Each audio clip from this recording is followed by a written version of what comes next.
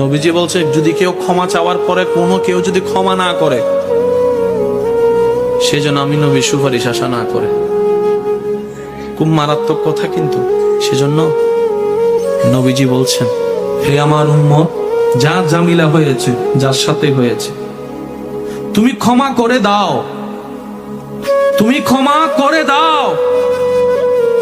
সে ক্ষমা চাক না চাক তুমি মাফ করে দাও। তুমি যদি মাফ করলে তোমার ইজ্জতের কমতি হয়, আমি মুস্তাফা থেকে হাসরের ময়দানে তোমার ইজ্জত বুঝে নিও। বিশ্বাস করেন, প্রতিশোধের যতটুকু শান্তি, তার চাইতে বড় শান্তি হচ্ছে মাফ করে দেওয়া। আমাকেও বলার দরকার নাই, কাউকে শোনানোর দরকার নাই।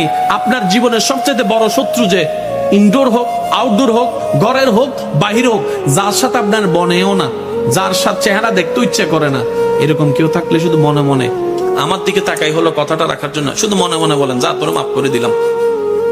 দেখবেন আপনার মনে এটা কেমন যেন একটা শান্তি লাগা শুরু করবে। বিশ্বাস করেন ভাই, রাগ, হিংসা, অহংকার এগুলো শয়তানের জিনিস। এগুলা নিয়ে কেউ শান্তিতে থাকতে পারে নাই। হারালেই জিতা যায় না, হারালেই। অনেকে আছে কই মামলা করছে, আমি কি হারবো নাকি? দরকার হলে 10 খানি যা জমি আছে এগুলো সব বিক্রি করে দিব, তারপরও জিতে লাগবে। আপনি 10 খানি জায়গা শেষ করে আপনি জিতে গেলেন, এবার আপনার আছে কি?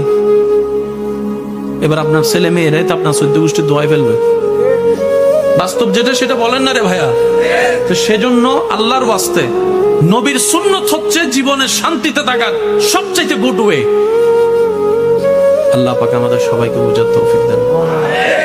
নবীজি